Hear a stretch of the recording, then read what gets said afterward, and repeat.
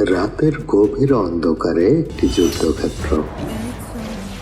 রক্তাক্ত মাটিতে পড়ে আছে পরাজিত সৈন্যদের দেহ, আর দূরে দাঁড়িয়ে আছে এক অজানা যোদ্ধা।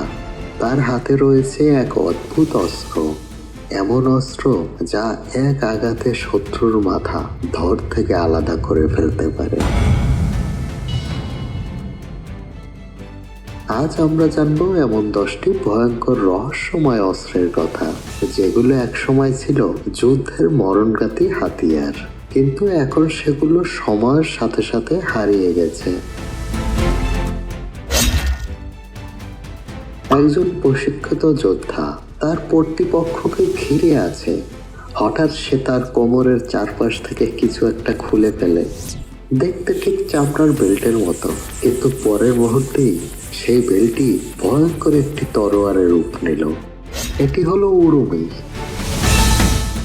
এটি একটি ফিতার মতো নমনীয় তলোয়ার, যা বাতাসে শত্রুর চারপাশে ঘুরে মারাত্মক আঘাত করতে পারে। ভারতের মার্শাল আর্ট যোদ্ধারা এই অস্ত্র ব্যবহার করত, আর একবার যদি এর ঘূর্ণনে কেউ আটকে যেত, বেঁচে ফেরার সম্ভাবনা প্রায় শূন্য।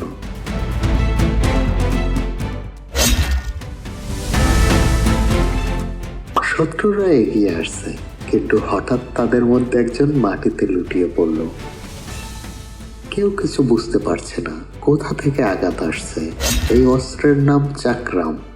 এটি ছিল একটি গোলাকার ধাতব চাকতি, যা ঘূর্ণায়মান অবস্থায় ছুঁড়ে মারা হতো। শিখ যোদ্ধারা এটি ব্যবহার করত। চাকরাম এতটাই ধারালো ছিল যে এটি বাতাসের মধ্যে দিয়ে উড়ে গিয়ে একাধিক শত্রুর গলা কেটে দিতে পারত।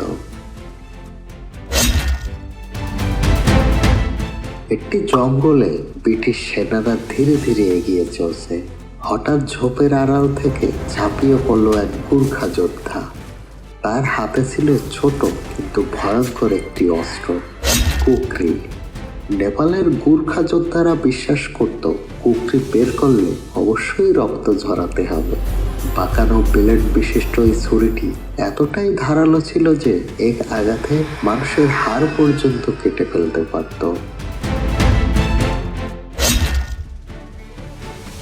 আপনার সামনে বিশাল এক দুর্গ, তার উপর দাঁড়িয়ে আছে কয়েকশো শত্রু, কিন্তু তাদের মুখে আতঙ্ক।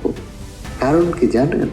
দূর থেকে ধেয়ে আসছে রোমান স্করপিও, একটি ক্ষুদ্র ব্যালিস্টা কামানের মতো অস্ত্র, যা দ্রুত গতির ধাতব তীর ছুটতে পারত। এই তীর একসঙ্গে অনেক সৈন্যের বর্ম ভেদ করে তাদের মেরে ফেলে দিতে পারত।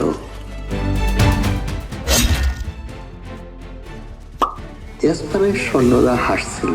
তারা মনে করেছিল অ্যাজটেক যোদ্ধাদের কাঠের তরবারি তাদের কিছুই করতে পারবে না, কিন্তু তারা ভুল করেছিল। এই অস্ত্রের নাম মাকাহৌতল। দেখতে সাধারণ কাঠের তরবারির মতো হলেও এর ধারালো অংশ তৈরি ছিল অবসিডিয়ান নামের আগ্নেয়গিরির কাছ থেকে। এটি এতটাই ধারালো ছিল এক আঘাতে ঘোড়ার মাথা পর্যন্ত কেটে ফেলতে পারত। প্রাচীন চীনে এক যোদ্ধা তার প্রতিপক্ষের সামনে দাঁড়িয়ে আছে, শত্রুর হাতে শক্তিশালী তরবারি, কিন্তু সেই যোদ্ধার হাতে শুধু একটি ধাতব হাতের মতো অস্ত্র। এই অস্ত্রের নাম জলপাই। এটি ছিল বাঘের থাবার মতো আকৃতির, যা দিয়ে শত্রুর বর্ম ছিঁড়ে ফেলা যেত। শুধু তাই নয়, এটি দিয়ে প্রতিপক্ষর হাত বা গলা চেপে ধরে তাকে শ্বাসরুদ্ধ করে হত্যা করা যেত।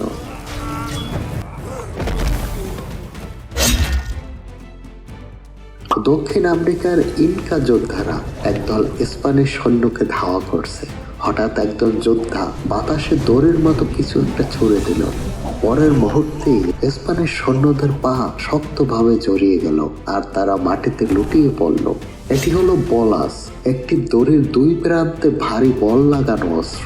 একবার যদি এটি শত্রুর পায়ে জড়িয়ে যেত, সে আর দৌড়তে পারত না।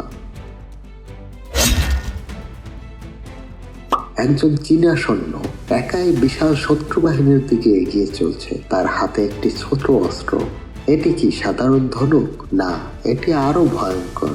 এটি হলো চুকোনু, এক ধরনের স্বয়ংক্রিয় ক্রসবো। এটি একবার টেনে ছেড়ে দিলে একের পর এক তীর বেরিয়ে আসতো, যেন এক ধরনের প্রাচীন কালের মেশিন গান।